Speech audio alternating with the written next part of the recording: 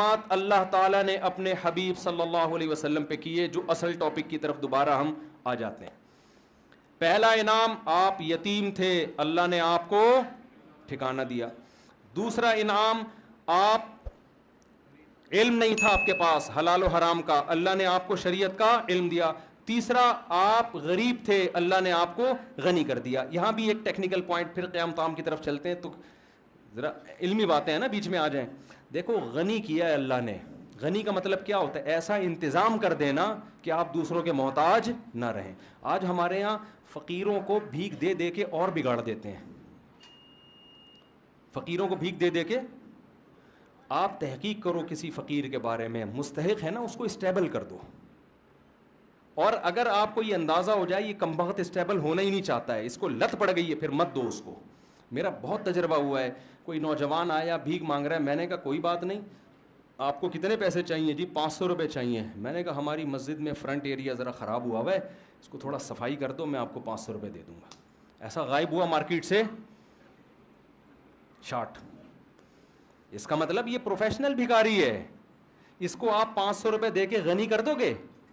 اور زیادہ غنی کی ڈیفینیشن سمجھ میں آئی؟ مالدار ہونا نہیں ہے, غنی مستغنی سے نکلا ہے, بے پرواہ, کسی کی ضرورت نہیں ہے. ہمارے نبی غنی کرتے تھے لوگوں کو اور غنی بننے کی ترغیب دیتے تھے. مشہور واقعہ ہے نا, ایک شخص بھیک مانگنے کے لیے آیا, آپ صلی اللہ علیہ وسلم نے اس کو حکم دیا کہ گھر میں جو کچھ ہے لے کر آؤ. وہ برتن لے کر آیا, اس کو آپ نے بیچا, نیلام کیا, کلہاڑا دیا, کہا جنگلوں سے لکڑیاں کاٹ کے لاؤ بیچو. وہ لائے, 1 درہم کے 2 درہم, 2 کے 4 درہم ہو گئے. تو یہ نبی نے ان کو بھیک نہیں دی بلکہ ان کو کیا کر دیا؟ غنی کر دیا آپ صلی اللہ علیہ وسلم. تو معاشرے میں ایسے لوگوں کو تلاش کیا کریں جو اسٹیبل نہیں ہیں, اور ان کو پراپر غنی کرنے کی کوشش کریں. بھیک دے دے کے نوجوانوں کو بگاڑیں مت. وہ سٹے لگا, جب محنت کر کے پیسہ کمائے گا تو سٹوں پہ ضائع نہیں کرے گا, گٹکوں پہ ضائع نہیں کرے گا وہ. تو میں یہ عرض کر رہا تھا, اللہ نے اپنے حبیب صلی اللہ علیہ وسلم پہ 3 انعامات بتائے. یتیم تھے, ٹھکانہ دیا, غریب تھے, غنی کر دیا, اور علم نہیں تھا, اللہ نے آپ کو کیا دیا؟ علم. اللہ نے یہ 3 بڑے بڑے انعامات بیان کر کے اللہ نے نبی صلی اللہ علیہ وسلم کو حکم دیا کہ ان تینوں انعامات کا آپ شکر ادا کریں. ان تینوں انعامات کا آپ کیا کریں؟ شکر ادا. کیسے؟ ہم جب شکر ادا کرنا چاہتے ہیں ہم کیا کہتے ہیں؟ اللہ تیرا شکر. ہم سمجھتے ہیں شکر ادا ہو گیا. اللہ ہم پر کوئی انعام کرے ہم کہتے ہیں اللہ کا بڑا فضل ہے, ہم سمجھتے ہیں اس کا شکر ادا بولو ہو گیا. آواز تو سب کو صحیح آ رہی ہے نا؟ اتنا کافی نہیں ہے. یہ بھی ضروری ہے کہ منہ سے بول دیں کہ اللہ کا شکر ہے, لیکن اتنا کافی نہیں. اگر اتنا کافی ہوتا تو اللہ اپنے حبیب پر 3 انعام کر کے کہتا کہ اے نبی آپ شکر ادا کر دیں. زبان سے کیا کہہ دیں؟ الحمدللہ. نا نا نا. قرآن نے کہا آپ یتیم تھے, ہم نے آپ کو کی کفالت کا انتظام کیا, لہذا فَأَمَّا الْيَتِيمَ فَلَا تَقْهَرْ. اب کسی یتیم کو آپ کو دھکے دینے کی اجازت نہیں ہے, آپ کو یتیموں کی کفالت کرنی پڑے گی. سمجھ میں آ رہی ہے کہ نہیں آ رہی ہے؟ نعمت کا شکر یہ ہے کہ جو اللہ نے آپ پر انعام کیا وہی انعام آپ آگے پارسل کر دو. سمجھ رہے ہو؟ اس کی قدر کرو کہ میں یتیم تھا, اللہ انتظام نہ کرتا تو میرا کیا حال ہوتا. لہذا معاشرے میں اگر میرے رشتہ داروں میں کوئی یتیم ہوتا ہے تو میں نے بھی اس کے ساتھ احسان کرنا ہے. دوسرا, اللہ نے آپ کو شریعت سے بے خبر پایا, باخبر کر دیا, اس کا حکم دیا اما بنعمت ربک فحدث. رب نے جو آپ پر نعمتیں کی ہیں, علم کی نعمت خاص طور پر, اس کو آگے آپ نے بیان کرنا ہے. جو علم اللہ نے آپ کو دیا ہے اسے لوگوں میں تقسیم کرنا ہے. علم کی نعمت کیا ہے کہ اس میں بخل نہ کرے انسان, چاہے وہ دین کا علم ہو یا دنیا کا علم ہو. آج کسی سے اس کے بارے میں اس کے پاس کوئی نالج ہو, آپ لینے کے لیے چلے جائیں, بعض لوگ سخی ہوتے ہیں, بعض گھنٹہ لگا دو گے وہ آپ کو نالج نہیں دیں گے, اس کو ڈر ہوتا ہے کہ یہ بھی نہ سیکھ جائے کہیں. تیسرا انعام اللہ نے کیا کیا؟ آپ مسکین تھے، غریب تھے، اللہ نے غنی کر دیا، لہذا وَأَمَّا السَّائِلَ فَلَا تَنْهَرْ، کوئی مانگنے کے لیے آئے تو اس کو دھتکارنا نہیں ہے۔ اس سے ہمیں کیا پتہ چلتا ہے بھائی، اس آیت سے، کہ اللہ ہم سے یہ چاہتے ہیں کہ جس نوعیت کا اللہ نے ہم پر احسان کیا، ہم اسی نوعیت کا احسان مخلوق پہ کرنا شروع کر دیں۔ سمجھ میں آ رہی ہے بات کہ نہیں آ رہی ہے؟ جس نوعیت کا اللہ نے احسان کیا، اور یہ بات قرآن میں دوسری جگہ بھی ہے۔ قارون کے بارے میں موسیٰ علیہ السلام نے قارون سے کہا احسن کما احسن اللہ الیک، تجھے اللہ نے بے تحاشا دولت دی ہے، اتنی دولت کہ لتنوء بالعصبۃ اولی القوہ، ایک بہت بڑی جماعت اونٹوں پہ چابیاں لے کے چلا کرتی تھی خزانوں کی، اتنی زیادہ دولت دی ہے۔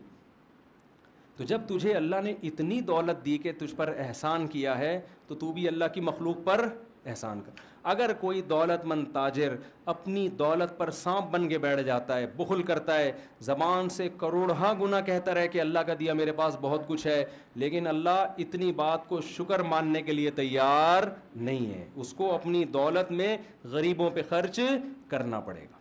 سمجھتے ہو کہ نہیں سمجھتے ہو؟ تو میں اور آپ اللہ کے احسانات کے سمندر میں ڈوبے ہوئے ہیں، ہمیں دیکھنا ہے دائیں بائیں۔ سب سے بڑی نعمت جو ہمیں ملی ہے وہ توحید کی نعمت ملی، اللہ نے ہمیں مسلم گھرانے میں پیدا کیا۔ اس کا تقاضا یہ ہے کہ جو غیر مسلم ہیں ہم ان کو مسلم بنانے کی کوشش کریں۔ كَذَلِكَ كُنْتُم مِّن قَبْلُ، اللہ نے صحابہ سے کیا فرمایا؟ جنگ میں صحابی رسول نے، ایک شخص آیا نا لڑنے کے لیے، تو جب وہ تلوار کی زد میں آیا تو اس نے فوراً کلمہ پڑھ لیا، تو صحابی رسول نے اس کو قتل کر دیا کہ یہ تو موت کے ڈر سے کلمہ پڑھ رہا ہے۔ ہمارے نبی کو علم ہوا، آپ صلی اللہ علیہ وسلم اتنا غضبناک ہوئے، فرمایا ہلا شققت قلبا، تم نے اس کے دل کو چیر کے کیوں نہیں دیکھا؟ تم کیسے کہہ رہے ہو کہ تلوار کے ڈر سے کلمہ پڑھا ہے؟ اس پہ قرآن کی آیت نازل ہوئی کذالک کنتم من قبل، اے ایمان والو تم بھی تو پہلے کافر تھے، اللہ نے اپنے فضل سے تمہیں کیا کیا؟ مسلمان بنا دیا۔ اب تم کسی کافر جو مسلمان ہو رہا ہے اس کے ساتھ ایسا سلوک کیوں کر رہے ہو؟ کیوں ایسا سلوک کر رہے ہو؟ تو اللہ نے آپ کو اسلام کی نعمت دی، اس نعمت کا تقاضا کیا ہے؟ اس اسلام کو دنیا میں پھیلانے کی کوشش کی جائے۔ اللہ نے آپ کو داڑھی رکھنے کی توفیق دی، اس نعمت کا تقاضا کیا ہے؟ کہ دوسروں کو بھی ہدایت کی کوشش کی جائے۔ اللہ نے آپ کو مال دیا، اس نعمت کا تقاضا یہ ہے کہ اس مال کو لوگوں میں خرچ کی، دوسروں کو بھی مالدار بنانے کی کوشش کی جائے۔ اللہ نے آپ کو کوئی خاص علم دیا، ہنر دیا، اس کو اپنے پاس رکھ کے مت بیٹھو، اس علم کو لوگوں میں ڈیوائیڈ کرنے کی کوشش کرو۔ بخیل اور کنجوس آدمی کیا کرتا ہے؟ وہ کہتا ہے اگر میں نے لوگوں کو بتانا شروع کر دیا تو میرے پاس ہجوم کم ہو جائے گا۔ حقیقت میں ایسا ہوتا نہیں ہے۔ دنیا میں جس کو اللہ نے نعمت دی اس نے ڈیوائیڈ کیا ہے نا، تو اس کے پاس اس نعمت کے خزانے بڑھنا شروع ہو جاتے ہیں اور آتے ہیں اس کے پاس خزانے۔ تو یہ تین نعمتیں اللہ تعالیٰ نے بیان کی ہیں اور تین نعمتوں کا شکر بیان کیا۔ تو ان تین نعمتوں، ہمیں تو ہزاروں اس کے علاوہ بھی ہیں، تو تین کو تو ہائی لائٹ کیا جا رہا ہے۔ تو آج سے اس بات کا عزم کریں، محاسبہ کریں، بیٹھیں دیکھیں کون کون سے انعامات ہم، جو مصیبتیں ان کو تو سوچ رہے ہوتے ہیں، جو انعامات ہیں ان کو نہیں سوچتے۔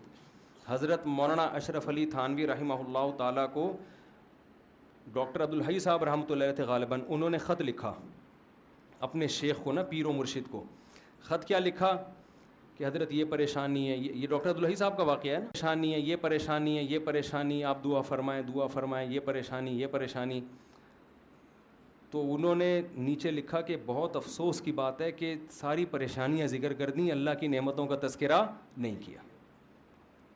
پہلے زمانے میں نا جو آپ کو اس طرح آپ کی اصلاح کرے اس کو پیر و مرشد کہا جاتا تھا۔ آج کل پیر و مرشد کا مفہوم ہی چینج ہو گیا ہے۔ آج کل پیر و مرشد کا مفہوم یہ ہے کہ ہمیں بخشوا دے گا اور پتہ نہیں یہ روحانی ٹوپی ڈرامے کرے گا، جن چڑیل بھوت بگائے گا، اور الٹی سیدھی حرکتیں جو کر رہا ہو اس کو لوگ پیر و مرشد کہتے ہیں۔ تو سارا دن آپ بیٹھ کے تھوڑی دیر سوچیں گے نا، آپ کو لگے گا کہ اللہ کے آپ پر بے پناہ احسانات۔ میں اسلام آباد میں تھا وہاں ایک شخص کے بارے میں پتہ چلا، کروڑ پتی آدمی ہے، بہت بڑا بنگلہ اس کا. ہمارے ایک دوست کی اس سے سلام دعا تھی، اس کی بینائی چلی گئی اور اس نے بہت کوشش کی، وہ بینائی واپس نہیں آئی. ایک دن وہ کہنے لگا اپنے اس دوست سے نا کہ ایک ٹھیلے والا بھٹے نہیں بیچ رہے ہوتے، جو بھٹا بیچ رہے ہوتے، تو اپنے دوست سے کہنے لگا، اس دوست نے مجھے بتایا کہ یار اگر یہ بھٹے والا میری ساری دولت بھی، اسلام آباد کا بنگلہ، میرا بزنس لے لے، یہ بھٹے کی ریڑھی مجھے دے دے اور آنکھیں دے دے، تو میں اس پہ تیار ہوں. اتنی بڑی نعمتیں ہیں جو اللہ نے مجھے اور آپ کو عطا کی ہوئی ہیں، اتنی بڑی بڑی نعمتیں. ہم پریشان کیوں ہوتے ہیں؟ ایک دن ایک صاحب میرے پاس آئے اور اپنی پریشانیاں گنوانے لگے نا، یہ پریشانی، یہ پریشانی، یہ پریشانی، یہ پریشانی، یہ ٹینشن، یہ ٹینشن، یہ ٹینشن. میں نے اس کو کہا، میں نے کہا یار جو ٹینشنیں آپ بیان کر رہے ہو نا، جس سے آپ موٹیویشن لینے کے لیے آئے ہو، اس کے پاس یہ والی ٹینشن اس سے ڈبل ہے. سمجھ آ رہی ہے بات؟ اس کے پاس یہ والی ٹینشنیں کیا ہیں؟ اس سے ڈبل ہیں. تو میں آپ کی ٹینشنیں کیسے ختم کر دوں؟ میں نے کہا آپ کے ساتھ مسئلہ ٹینشنوں کا نہیں ہے، آپ کے ساتھ مسئلہ یہ ہے کہ آپ نے اس دنیا کو مسافر خانہ نہیں سمجھا، جو نعمتیں ہیں وہ دیکھ نہیں رہے، جو چیزیں نہیں ہیں ان کو ٹینشن سمجھ رہے ہو. اور دنیا میں کوئی آدمی ایسا ہے کہ اس کی ساری خواہشات پوری ہو جائیں؟ بولو نا، دنیا میں کوئی ہو نہیں سکتا. وجہ کیا ہے؟ ام للانسان ما تمنا. قرآن کہتے ہیں کیا انسان یہ سمجھتے ہے جو تمنا کرے گا مل جائے گا؟ یہ تو ممکن نہیں ہے. یہاں ہم نے یہ دیکھنا کیا کیا ملا ہوا ہے، یہ نہیں دیکھنا کیا کیا نہیں ملا ہوا. لوگ یہ دیکھ رہے ہوتے ہیں، وہ ڈیفینس میں رہتا ہے، میں ناظم آباد میں رہتا ہوں. وہ بھائی تو یہ دیکھ، تو ناظم آباد میں رہ رہا ہے، وہ گندے نالے کے پل پہ رہ رہا ہے وہ بندہ فلاں. اور جو گندے نالے پہ رہتا ہے وہ دیکھے یار گندے نالے پہ گھر تو ملا ہوا ہے، اگلا تو فٹ پاتھ پہ سو رہا ہے. جو فٹ پاتھ پہ سو رہا ہے وہ کہے کہ یار میں سو تو رہا ہوں نا. بہت سے لوگ 1000 گز کے بنگلوں میں گدے پہ نیند نہیں آ رہی، وہ کہہ رہے ہیں فٹ پاتھ کی نیند اچھی ہے اس گدے سے جس پہ نیند نہیں آئے کم وقت کو. تو جب تک آپ اس دنیا کو مسافر خانہ نہیں سمجھتے اور آپ یہ نہیں سمجھتے کہ یہ میری، دیکھو رسول اللہ صلی اللہ علیہ وسلم نے فرمایا جس کو 2 ٹائم پیٹ بھر کے کھانا مل گیا اور سر چھپانے کی جگہ مل گئی، جسم کسی بڑی بیماری سے محفوظ ہو گیا، اللہ نے ساری دنیا کی دولت سمیٹ کے اس کو دے دی ہے. اب حدیث کا مفہوم کیا ہے؟ مطلب یہ نبی کے الفاظ نہیں، میں مفہوم سمجھا رہا ہوں. اب اگر یہ کہتا ہے نا میرے بھی ٹینشن، یہ اس کی اپنی بنائی ہوئی ٹینشن ہے، یہ اللہ کی طرف سے نہیں ہے. یہ تو ہوس ہے بھائی، ہوس کا تو دنیا میں کوئی علاج نہیں ہے. کتنے لوگ آتے ہیں میں بے روزگار ہوں، ٹینشن ہے. میں کہتا ہے تیرے کو صبح ناشتہ مل رہا ہے؟ ناشتہ تو مل رہا ہے. دوپہر کھانا مل رہا ہے؟ ہاں مل رہا ہے. رات کا کھانا مل رہا ہے؟ ہاں مل رہا ہے. سونے کی جگہ ہے؟ کہہ رہے ہیں ہاں ہے. کہہ رہے ابا کی صلواتیں بہت سننے کو ملتی ہیں، بس یہ ٹینشن ہے. تو میں نے کہا 2-4 ٹینشنیں تو ہونی چاہیے نا زندگی میں. یہ والی ٹینشن بھی ختم ہو جائے پھر تو اور جنت میں چلا گیا نا. تو ایک ٹینشن برداشت کر لے. فری پھوکٹ کا تجھے پراٹھے مل رہے ہیں صبح کے، فری پھوکٹ کا تجھے ابا کے خرچے پہ کیا مل رہا ہے، بھلے صلواتیں سن کے مل رہے. بھیکاری کو آپ 2 روٹی 2 گالیاں دے کے وہ کہے گا 2 اور دے دے، 4 گالیاں اور لگا دے ساتھ میں. کیونکہ بھیکاری کو اندازہ ہے کہ 2 پراٹھوں کی کیا، میرے منہ سے روٹی نکلتی نہیں ہے، لفظ نکلتا ہے پراٹھا ہی نکلتا ہے، پتہ نہیں کیوں. کیونکہ جب بھی باہر دنیا میں ٹریولنگ ہوتی ہے نا سب کچھ ملتا ہے، کراچی کے ہوٹل کے پراٹھے نہیں ملتے. ابھی میں سعودی عرب سے آیا ہوں کل، نہیں مزہ آیا یار، پراٹھے نہیں تھے. تو اس لیے میرے منہ سے روٹی کا لفظ نکلتا ہی نہیں ہے. تو بھیکاری کو آپ جس کے پاس کچھ بھی نہیں ہے، آپ اس کو موٹی موٹی گالیاں دے کے 2 پراٹھے پکڑا دو، غصہ کرے گا وہ؟ پھر بھی شکریہ ادا کرے گا. اس لیے کہ وہ اپنے آپ کو اس کا بھی مستحق نہیں سمجھتا. اور جو گھر میں بیٹا ہوتا ہے نا کروڑ پتی باپ کا، وہ سمجھتا ہے سارا میرا ہے، میں اس کا مستحق ہوں، مجھے یہ بھی چاہیے، مجھے یہ بھی چاہیے. او بھائی تو سمجھ کہ میں مسافر خانہ ہے، اللہ نے مجھے بڑے باپ کے گھر میں پیدا کر دیا، یہ میرا احسان نہیں. کس کا احسان ہے؟ اللہ کا احسان ہے. جو مل رہا ہے گریوی میں کھاؤ. اس پہ اگر ابا صلواتیں سنا کے ابا پھر بھی مجھے اپنا بیٹا ہی سمجھ رہا ہے، کوئی بات نہیں ابا 2 گالیاں اور، لیکن رات کو گھر سے نہیں نکالنا مجھے. آپ سمجھ رہے ہیں نا؟ سنا کرو ابا کی گالیاں، اس پہ ثواب ملتا ہے، خدا کی قسم برداشت پہ ثواب ملتا ہے. باپ کی پیشانی پر محبت سے دیکھنے پر حج عمرے کا ثواب ملتا ہے. تو ایسے ہی تھوڑی مل جاتا ہے یہ. تو تو جب آپ اپنے آپ کو یہ سمجھو گے میں ان چیزوں کا مستحق ہوں ہی نہیں, تو جتنا ملے گا اس پہ کیا ہوگا, شکر ادا ہوگا. بھائی ہم تو اس کے بھی مستحق نہیں تھے, اللہ نے ہمیں یہ بھی دے دیا, یہ بھی دے دیا, یہ بھی دے دیا. تو ہم تو یہ چیز بتاتے ہیں لوگوں کو کہ بھائی وہ اکثر ایک میں واقعہ سناتا ہوں, بس یہ واقعہ بیان کر کے اپنی بات کو ختم کرتا ہوں. ایک نجومی کے پاس ایک آدمی گیا اور اپنی ہاتھ دکھائی, نجومیوں کو آتا واتا کچھ نہیں ہے لیکن ویسے ہی لوگ چلے جاتے ہیں. تو نجومی نے ہاتھ دیکھ کے کہا کہ بھائی 10 سال تک, وہ غریب آدمی تھا, نجومی نے کہا 10 سال تک تم غریب کے غریب ہی رہو گے. یہ بڑا خوش ہو گیا کہ 10 سال بعد کیا ہوگا, بھارے نیارے ہو جائیں گے. اس نے کہا 10 سال تک غربت کی پریشانی تمہیں اور رہے گی. یہ خوش ہو گیا, چلو 10 سال کے بعد. اس نے کہا پھر کیا ہوگا, اس نے کہا پھر تمہیں عادت ہو جائے گی. پھر کیا ہو جائے گی, عادت ہو جائے گی. تو میں بے روزگاروں سے کہتا ہوں روزگار تلاش کرو, نہیں مل رہا اسی کو انجوائے کرو. آپ بے روزگاری کا جو مزہ ہے وہ روزگار میں نہیں ہے, حقیقت ہے, اس سے برداشت پیدا ہوتی ہے انسان کے اندر. تلاش کرو روزگار, سست بن کے نہ بیٹھ جاؤ. جب کوئی پریشانی آئے, دنیا کیا ہے, مسافر خانہ, فنا ہونے کی. یہاں بڑے بڑے خوشحال لوگ آئے, وہ چلی گئی 96 سال میں یار, ہیں بھائی 96 توپوں کی, 96 میں گئی 98 میں گئی ہے, 96 سال میں 96 توپوں کی سلامی دی گئی ہے اس کو. اب فرض کر لو میں اور آپ, اگر ہم تو برطانیہ کے ویزے کے لیے ترس رہے ہوتے ہیں نا, مل جائے تو بڑے خوش. اس کو ویزا نہیں ملا, برطانیوں کی ماں تھی وہ, برطانیوں کا باپ تھا وہ. ہمیں اگر برطانیہ کا باپ بنا دیا جاتا تو 96 سال کے بعد بھی ہمارا وہی حشر ہونا تھا جو ملکہ برطانیہ کا ہوا ہے. تو یار نتیجہ تو سب کا ایک ہی جیسا ہے نا, پائپ کے منہ میں بیٹھو یا پائپ تمہارے منہ میں ہو, رزلٹ ایک ہی ہے. جب رزلٹ وہی نکل رہے ہیں بھائی اس کا, تو کیا ہے یار, جس نے زیادہ سموسے کھا لیے, جس نے 2 پراٹھے کھا لیے, جس نے نہیں کھایا, جو روزگار ہے, جو بے روزگار ہے, تھوڑے دنوں کی کہانی ہے, رزلٹ کیا ہونے والا ہے, ایک جیسا. قبرستان جایا کرو, ڈیفینس کے تو خاص طور پہ جایا کرو قبرستان, بڑے بڑے لوگ یہاں نیچے دفن ہوتے ہیں, تو جا کے دیکھا کرو یار یہ فلاں کا بنگلہ, یہ فلاں کا بنگلہ. ابھی ایک دفعہ میں جب گلشن اقبال میں رہتا تھا نا پہلے, تو میں گھر تلاش کر رہا تھا گلشن اقبال میں, تو کسی نے مجھے کہا یہاں بڑا وی آئی پی سا قبرستان ہے. میں نے کہا یار قبر میں جانے کے بعد نہیں پتہ چلتا کہ وی آئی پی ہے یا اورنگی ٹاؤن کا قبرستان ہو, گندے نالے کا قبرستان ہو, یا ڈیفینس کا. اندر سے سارے کیا ہوتے ہیں, جتنے کیڑے ایک غریب رکشے والے کی لاش پہ ہوتے ہیں اتنے ہی میرے بھائی معذرت کے ساتھ ڈیفینس والوں کی لاش پہ بھی اتنے ہی کیڑے ہوں گے. تو یہ ڈیفینس آپ لوگ رہتے ہو نا, یہ زیادہ یہ 2 ٹکے کی خدا کی قسم رہو آپ, ایسا نہ چھوڑ کے آپ گندے نالے چلے جاؤ, یہ مطلب نہیں ہے. کیونکہ وہاں جاؤ گے تو جلدی قبرستان جانے کا چانس ہوگا, وہاں ڈینگی وینگی نالوں میں بہت پھیلا ہوا ہے آج کل. تو لیکن حقیقت یہ ہے کہ 2 ٹکے کی ویلیو, ان چیزوں سے دل لگانے کی بالکل کوشش مت کرو. ان کی حیثیت صرف اتنی ہے کہ ٹرین میں آپ سفر کر رہے ہو, آگے اسٹیشن پہ آپ نے اتر جانا ہے, کوئی دروازے پہ لٹک کے جا رہا ہے, کوئی نیچے بیٹھ کے جا رہا ہے, کوئی اکانومی کلاس میں جا رہا ہے, اور کوئی بزنس کلاس میں جا رہا ہے. آگے جا کے سارے کیا ہو جاتے ہیں, دنیا میں تو پھر بھی برابر نہیں ہوتے. بزنس کلاس والے کو ذرا پروٹوکول کے ساتھ لینے کے لیے آئے, لیکن اللہ کے ہاں آگے جا کے سب کا اینڈ کیا ہے, برابر, ختم, فنش. تھوڑے دن کی کہانی ہے. اور یہ ملکہ برطانیہ کا بار بار سوچا کرو یار, 96 سال میں 21 تو اس کو 96 توپوں کی, میں نے خبر سنی 96 توپوں کی سلامی. یار توپوں کا کتنا خرچہ کرا دیا اس نے. اللہ یہ بھی پوچھے گا یہ تیرے باپ کے پیسوں سے جو یہ توپیں جو ہے نا تیرے اوپر خرچ ہو رہی ہیں, یہ تو قوم کا پیسہ ہے.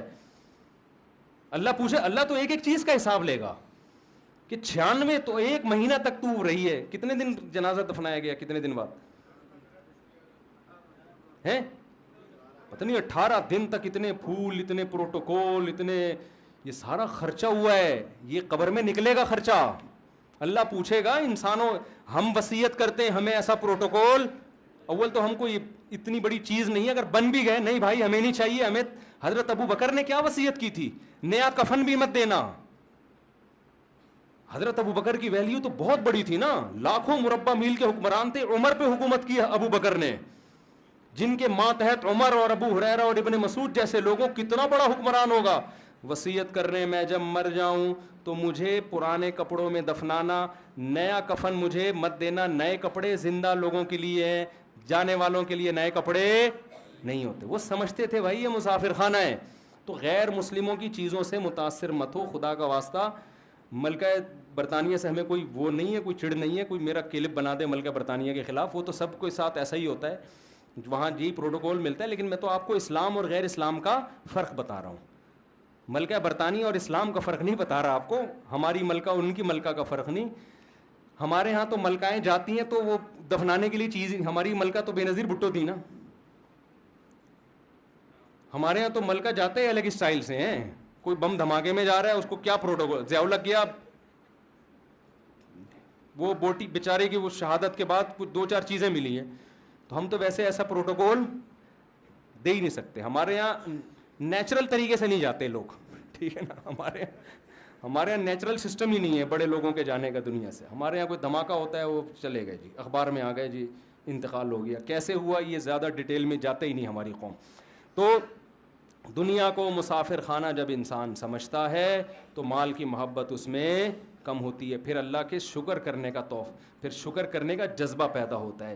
مجھے اللہ نے یہ بھی دیا, مجھے اللہ نے یہ بھی دیا, مجھے اللہ نے یہ بھی دیا, تو پھر خرچ کرے گا نا. پھر نبی پر اللہ نے احسانات گنوائے تو نبی نے بھی اس کا شکر ادا کیا, تو اللہ ہم پر بھی احسانات گنواتا ہے. اور اگر ہم یہی بیٹھے رہے ہم پر احسانات کیا ہے, میرے لیے تو یہ ٹینشن ہے, میرے لیے تو یہ ٹینشن ہے, تو شکر کے خاک ادا کرے گا بھائی. شکر وہی ادا کرتا ہے جو مانتا ہے کہ اللہ کے مجھ پر احسانات ہیں. اور مانتا وہ ہے جو دنیا کو مسافر خانہ سمجھتا ہے, جو یہ سمجھتا ہے کہ میری نیڈ یہ نہیں ہے, میری ضرورتیں یہ نہیں ہیں, مجھے میری ضرورتوں سے بہت زیادہ دے دیے. اللہ تعالی ہم سب کو سمجھنے کی, عمل کی توفیق عطا فرمائے.